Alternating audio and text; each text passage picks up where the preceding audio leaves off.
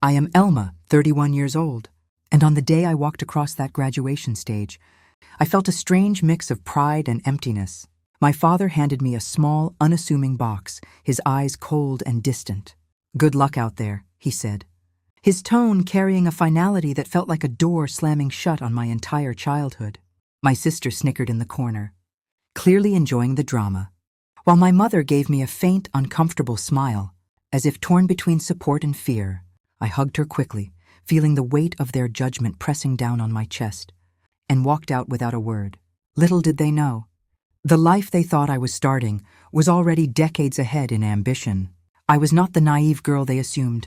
I was already the youngest co-founder of a $40 million tech company, a fact that, if revealed, would shatter the carefully constructed image of their superiority. Every step away from my family that day felt like stepping onto a battlefield I had already prepared for, armed with secrets they could never guess, secrets that would redefine the rules of power and betrayal in our lives. The city outside seemed enormous, cold, yet inviting, offering anonymity and opportunity, while my heart carried the thrill of a hidden triumph. I gripped the box tightly in one hand and the phone in the other, dialing a number only a few knew, my pulse thrumming with anticipation. The streets blurred past as memories of their doubt and scorn flickered in my mind like lightning, each flash igniting a fire I had nurtured for years, a fire that would consume everything they thought they controlled. My first night in the city was spent planning, not celebrating, every move calculated, every connection premeditated, as I stepped fully into a world that didn't yet know the storm I was about to bring. By the time I reached my tiny rented apartment, the night had swallowed the city whole, leaving neon reflections dancing across puddles and glass. I set the box on the small kitchen counter, its weight more symbolic than practical. Inside, nothing of value to anyone but my family, just a reminder of the life they tried to control. I powered up my laptop, the glow illuminating my determined face, and logged into the company's servers from a secure connection I had installed months ago for moments exactly like this. Emails, analytics, and financial dashboards confirmed what I already knew. The empire I had quietly co-built was thriving, untouchable by the assumptions of those who had cast me out. Every dollar, every contract, every strategic alliance was a silent rebuke to their disbelief, and I savored it. But even with success at my fingertips, I couldn't ignore the tension coiling in my chest, the gnawing knowledge that they had no idea what I was capable of, and that ignorance was my sharpest weapon. I planned meticulously, mapping out a week-long media campaign that would reveal me, not as the child they dismissed, but as the architect of a company valued at millions, a revelation that would leave them scrambling for answers and apologies. As I plotted headlines, press releases, and investor statements, I felt a thrill unlike any I had experienced before, a mix of vindication, adrenaline, and the intoxicating power of secret knowledge. My phone buzzed with notifications from my team, each one a reminder that while my family underestimated me, the world outside recognized my worth. Yet even in the glow of my triumph, I knew the real test wasn't the money or the fame, but the confrontation with the people who had dismissed me as expendable. Tonight, the seed of reckoning was planted, and in a week, it would bloom into a storm they couldn't ignore. The next morning, the city woke with its usual indifferent hum, but my world was electric, buzzing with anticipation. I rehearsed every word I would say during interviews, every gesture that would convey strength and composure, hiding the quiet satisfaction that they had never suspected my rise. I scrolled through my company's social media, noting which journalists were most likely to cover our growth, the angles they loved, and the narratives that sold best.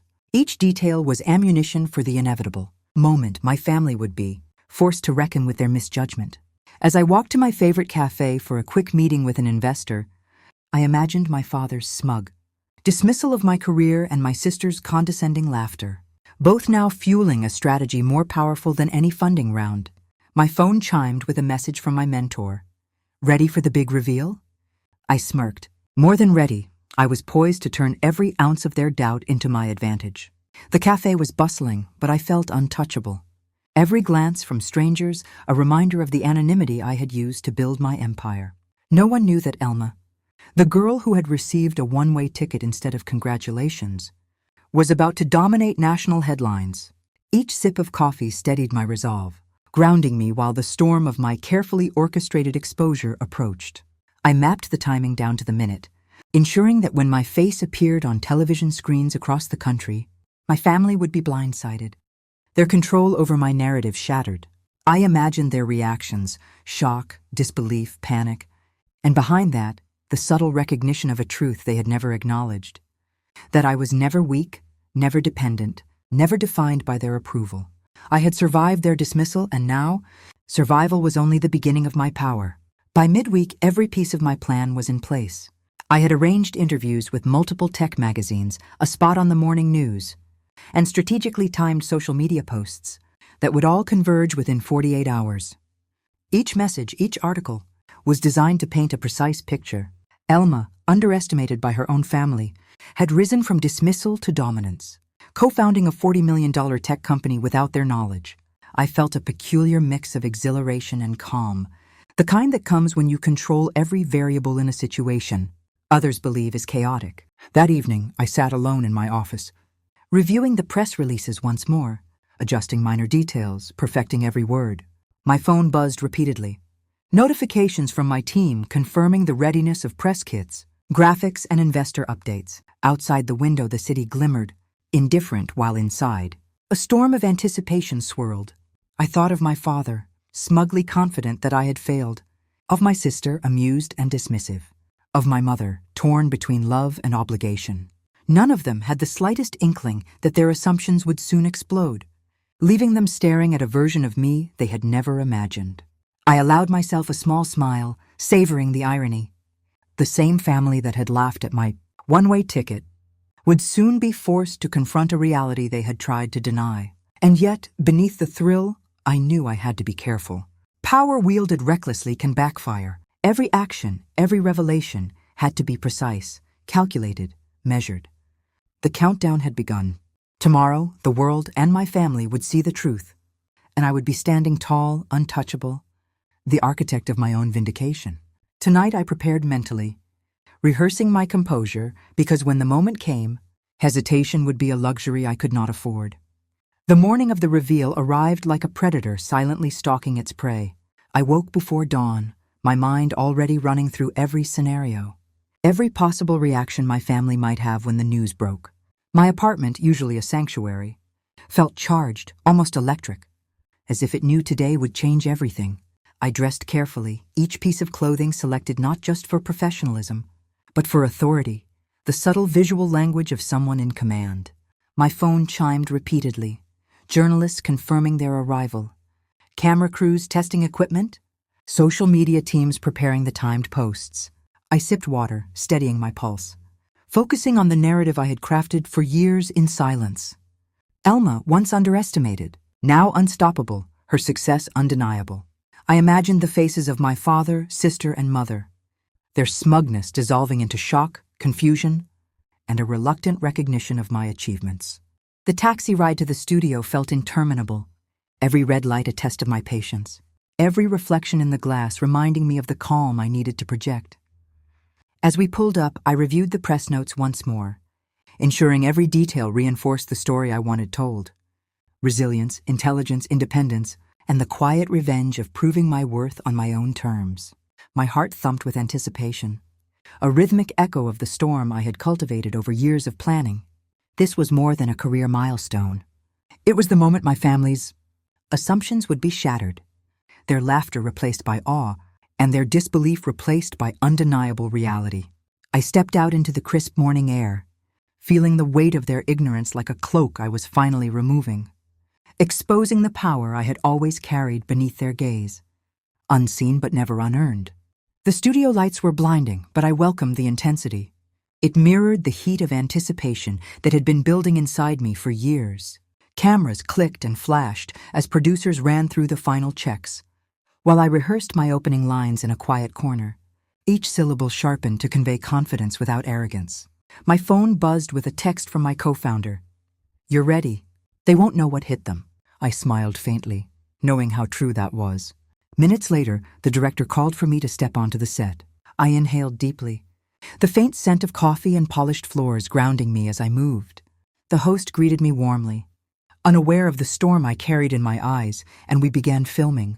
Every word I spoke, every gesture I made, was calculated to showcase the journey my family had refused to acknowledge. The countless nights spent coding, negotiating, and building a company from nothing, all while maintaining a facade of compliance at home. My story unfolded smoothly, interlaced with subtle hints of the betrayal that had pushed me out, the humiliation of a one-way ticket, and the triumph that followed. Off camera, producers whispered in admiration, noting how poised and articulate I was. Meanwhile, I pictured my family watching, each frame, each revelation slicing through the illusions they had harbored about me. The moment approached when my social media would amplify the broadcast nationally, reaching millions, including them. My pulse quickened, not with fear, but with a quiet, almost serene satisfaction. I had endured rejection, ridicule, and underestimation. Yet here I was, unshakable, unbroken, and on the brink of exposing the truth that would forever alter the dynamics of my family, leaving them to grapple with the undeniable reality of my power. Independence and relentless drive. The broadcast went live, and my carefully orchestrated plan began to unfold exactly as intended. Screens across the city, and soon the nation, displayed my face, my story, and the empire I had quietly built while my family believed I was floundering. Social media erupted instantly. Notifications flooded my phone. Messages of admiration, disbelief, and inspiration streaming in from every corner.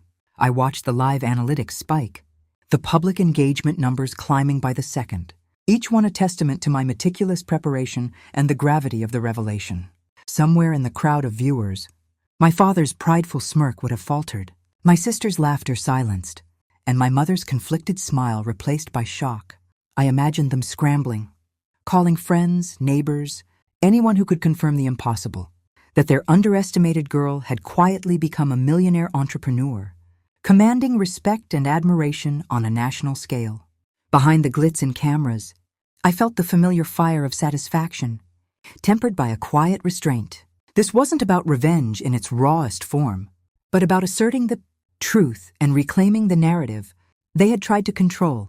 I kept my composure, every word and expression deliberate, knowing that any slip could undermine the power of this moment. For the first time in years, I felt the intoxicating blend of control and vindication, watching the world and my family react to the reality they had ignored for too long. This was my reckoning, quiet yet deafening, personal yet public, a precise demonstration of strength, intelligence, and resilience that no one, not even them, could deny. Within hours, messages started arriving from my family, urgent, bewildered, almost frantic. My father's text was curt, almost incredulous. "Elma, is this true?" My sisters followed, filled with emojis I interpreted as thinly veiled panic. My mother called, her voice trembling between pride and fear, asking how I had managed to achieve everything they had dismissed. I read their words carefully, savoring the realization that their assumptions had crumbled overnight. Every message reinforced the duality of my position. I was both the daughter they had underestimated and the unstoppable force they could no longer ignore. Yet I didn't reply immediately.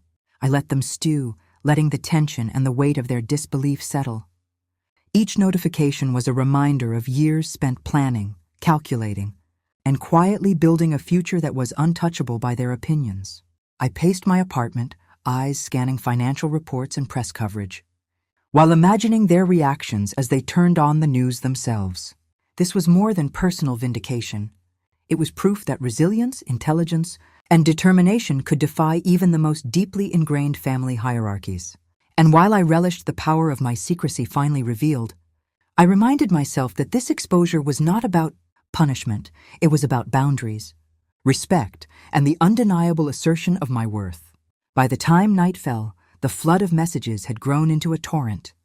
Apologies, disbelief, even requests for meetings. I held the power now, the choice to forgive, engage, or maintain distance entirely. The game had shifted. For years I had been underestimated. But tonight I was untouchable. And every action going forward would reinforce that truth, shaping the narrative they could no longer rewrite. The following day, I received a knock at my office door that made my pulse quicken, not from fear, but anticipation. My family had arrived, appearing at my company's headquarters, desperate for answers, explanations, and perhaps a reconciliation they didn't deserve. I walked calmly through the lobby, ignoring the whispers of employees and the curious stares of visitors, feeling the full weight of the reversal I had orchestrated. My father looked smaller than I remembered, his confidence eroded by the undeniable evidence of my accomplishments. My sister, once gleeful at my supposed failures, now fidgeted, her bravado dissolved into nervous energy. My mother's eyes sought mine, a mixture of apology and awe shining through the worry that had haunted her expression. I didn't rush to meet them.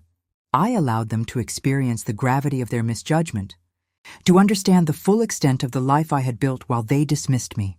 When I finally approached them, my posture was calm, authoritative, yet unthreatening every gesture, reinforcing the truth that I was no longer the girl they could control. Words were unnecessary at first. Their expressions spoke volumes. I let the silence linger, a quiet storm of vindication that made the power dynamic unmistakably clear. And yet, as I watched them struggle to reconcile the Elma they knew with the one standing before them, I felt a deeper satisfaction, not revenge in its crude form, but justice, my justice, measured, deliberate, and undeniable. The moment had arrived when I could choose the terms of engagement, when I could set boundaries and define my relationship with them on my own conditions, having endured, survived, and triumphed without compromising my integrity. I finally spoke, my voice steady and deliberate, each word measured to assert the truth without malice. "You underestimated me," I said, letting the words hang in the air like a gavel striking a courtroom. "You dismissed my ambition, laughed at my independence, and believed a one-way ticket could define me. But this is who I am, who I've always been." My father's jaw tightened, my sister avoided my gaze, and my mother's hands trembled as she gripped her purse. I continued, recounting moments they had overlooked, sacrifices they never acknowledged, and the resilience I had cultivated while navigating a world they assumed I couldn't survive.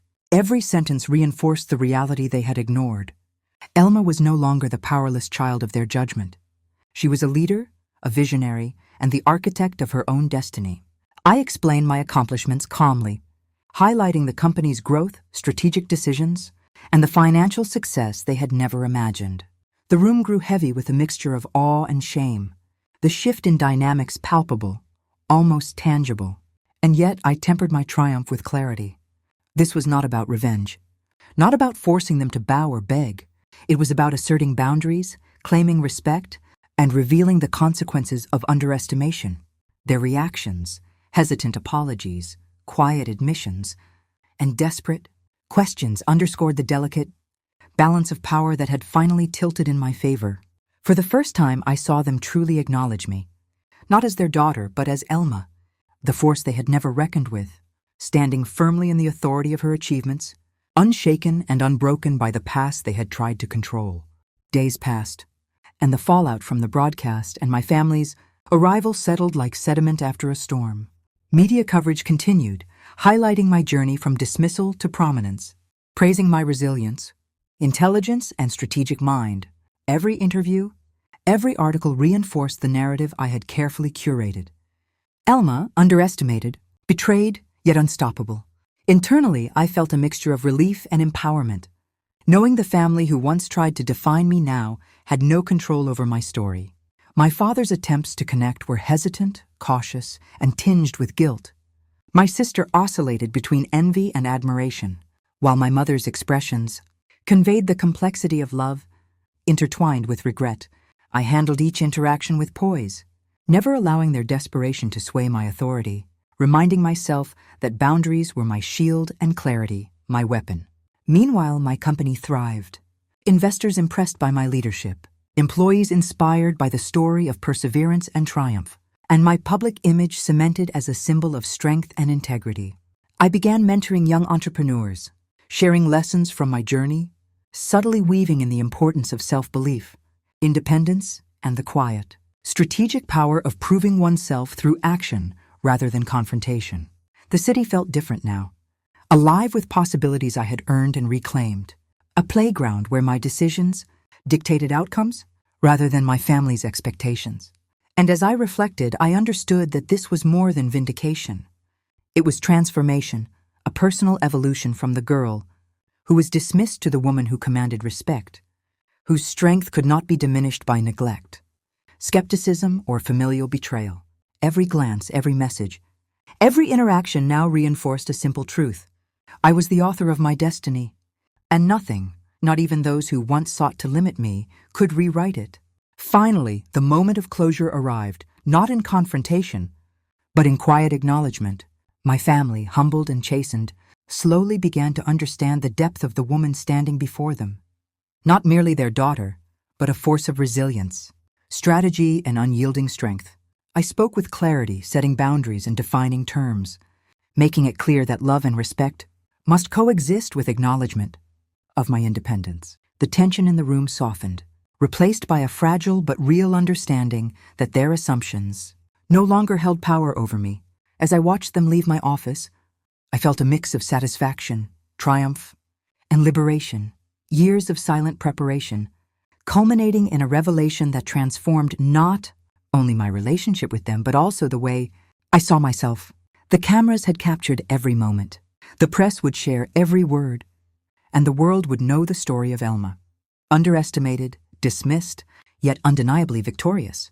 I returned to my office window, overlooking the city I had conquered on my own terms, and allowed myself a deep breath, savoring the peace and power of absolute self-determination. This was not revenge, but justice through mastery of circumstance, proof that survival, intelligence, and perseverance always prevail. And to all of you witnessing this journey, remember, strength is forged in adversity, resilience is born in betrayal, and victory belongs to those who dare to rise beyond expectation. Like and subscribe to follow my journey and uncover the untold stories of triumph, resilience, and relentless pursuit of truth, because the world belongs to those who refuse to be underestimated.